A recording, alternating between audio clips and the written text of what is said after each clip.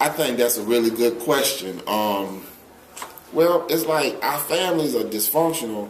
They don't like the function seems to be to create an inferior product, and that's unfortunate. But as a teacher, that's what I see a lot of. I see a lot of young people who don't know what they want to do and have no idea how to control themselves, and that seems to be a direct product of the family survival, or as you say in your question, this survival unit where they're only focusing on surviving the here and now and not really working towards being successful long term. So it really creates like this inferior, present focused student who just wants to have, and just young people in general, who just want to have fun, trying to figure out a way to just get by right now, and they're not thinking about the future. Press the red button again. I think that the children in the black community are more exposed to a little bit more than children that have white families, and they're more structured. For example, in the white community, you might not run into as many drugs, and you might not run into situations like that, whereas you're going to run into that in the black community. And because you don't have as strong as a family structure, it makes it kind of harder to cope with things, and it makes it a little bit harder because you have to deal with more, and you don't have that background that you need. I think it does affect the black community because there are people that don't take care of their children, and that's not even in the church's life. So yes, I think it does affect them. And like I said, I know people that's moms that's not even in their life, and their dads hasn't even met their children. So I think it does affect the black community.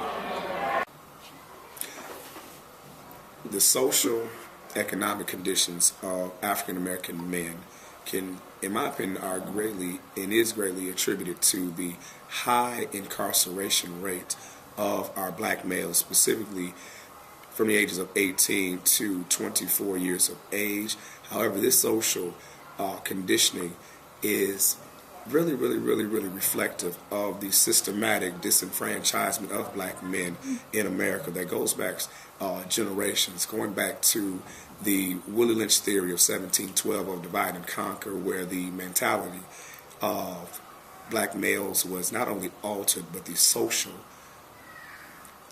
along with the psychological effects of the Willie Lynch theory has trickled down to not only our community but to black men as a whole, in addition to the lack of resources socially, educationally, in addition to the lack of male figures in our families. There has been a systematic social breakdown of the black family between the black male and black females, therefore leaving our children fatherless and in many cases hopeless. And until we first and foremost start with our families and restructuring our families in regards to having sound families, starting with a father, a male figure who is the male nucleus of the family, who is not only a protector, a provider, a nurturer in his own right, then and only then will we be these examples to not only our families, but we ultimately will be an example to the world.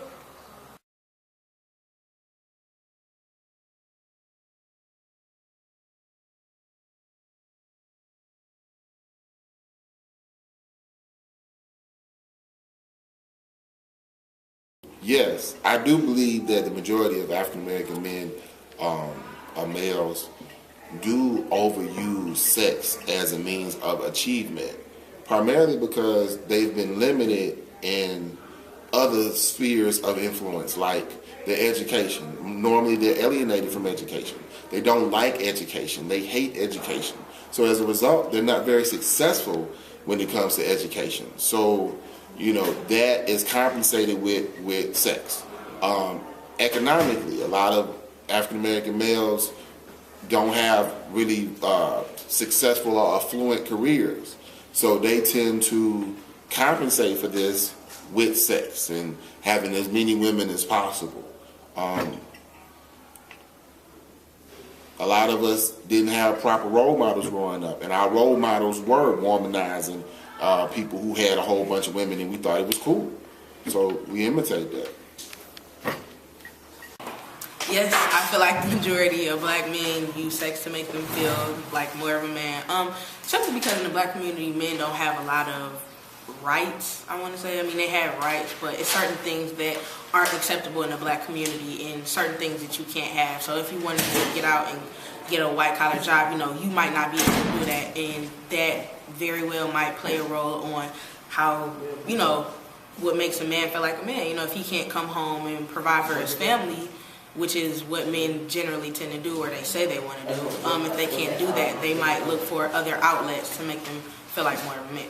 So I think that men, especially teenage boys, do feel like they have to have sex in order to feel like a man, because if you're a 16-year-old boy, you never had sex before, your boys will say, oh, you're not a man, and da-da-da, and, you know, he never got some, da-da-da. So I think it does make men feel like you have to have sex in order to become a man in the black community. For generations, black men have been seen and used to not only breed for the systematic usage of slavery, in addition to this psychological mentality that is developed that black men are just seen as breeders has permeated and is now pervasive amongst our society in this current day.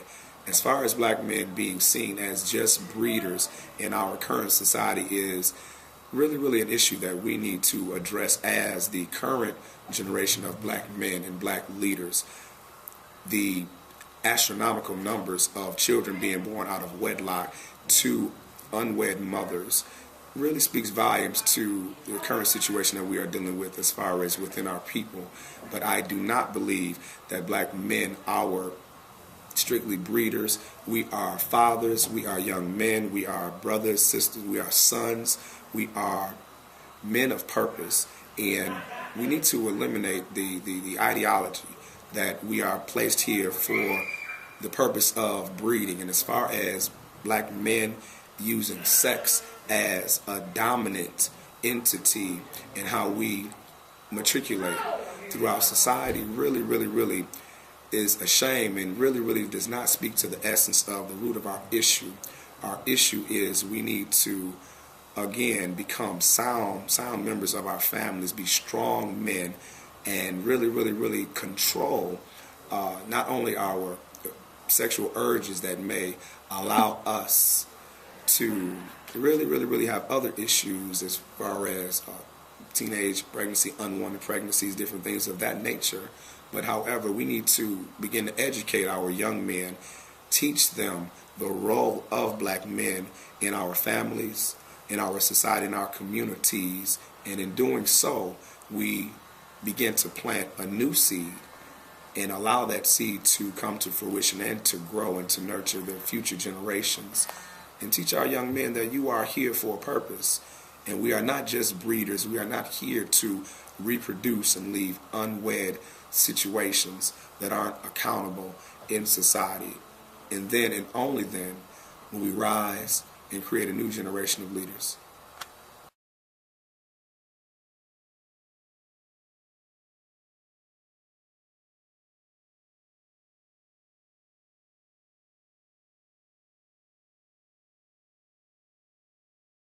So, like, if you have no role model on what it means to be a man, then it's really hard for you to become a man.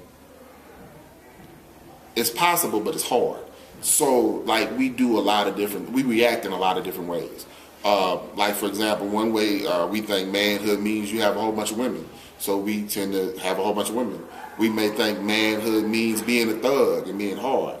So we do those types of things. And sometimes, if your only example is a woman, then you begin to believe that if I want to be an adult, I mean, who else am I going to imitate? If your father isn't around, then, because your family is headed by a woman, then you really have no other model on how to develop. So you do tend to become more feminine. You also, if your father has abandoned you for whatever reason, you also tend to have a negative view of men. You have a negative view of manhood. So you don't want to be what you believe is negative. So as a result, instead of becoming manlier, you become more feminine. Just because you're trying to avoid the negative, which you look at you look at manhood as a negative thing, and you don't want to be that. So you pick the opposite. You pointed out that it was over 70% in 2008, I think, or 2009, it was over 70% of the households in the black community were headed by single females or whatever, like single parents. And I just think that absence of a father makes it kind of hard for black male youth to deal with situations that they would run into the community, because whereas girls can say, oh, my mom told me that she did this, and this happened and this is how she reacted. There's not a male to do that for a lot of the things that our black youth a lot of the things that our male black youth go through. And they don't have anybody to look up to or help them steer through whatever it is that they may be going through. They don't have anybody to identify with except for, their mom. And men and women are completely different, so. I think the absence of a father figure in a young boy's life is very effective in the black community, because you need a strong male in your life to show you how to be a man. A woman can't teach you, a man, how to be a man. So I think the absence of a father is really a major part in the black community. Children, specifically black boys without fathers are almost like someone taking a trip and not having a map or a guide.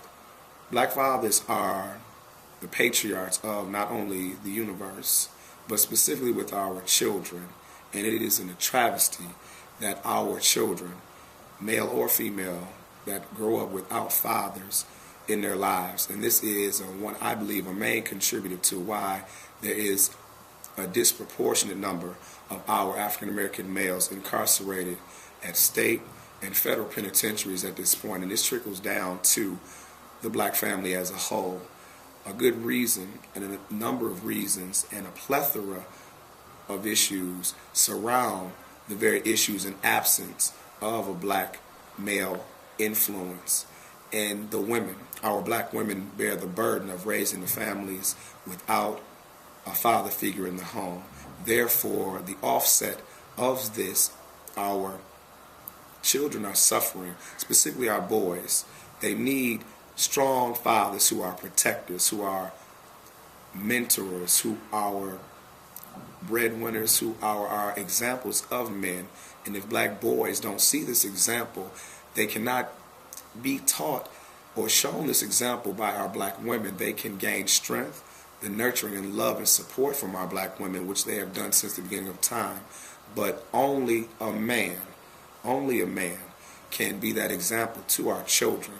And until we address this issue, along with the previous issues, we will continue to be in the current state that we are in at this very point. So this is an all call to black men across America, across the world, to not only be involved with their children, but to spend quality time with their children. And to the gentlemen and to the brothers who choose the easy route out by not being involved in their child's life is not only devastating, but this is a devastating, catastrophic issue that continues to pervade our community and society in the world as well. So this is a call to all of our men to become involved with your children. If you are a father, if you aren't a father, get involved, be a mentor, volunteer, become a coach, teach, be an example to not only your relatives, but your surrounding neighborhood, so that we, each one, reach one to raise our nation.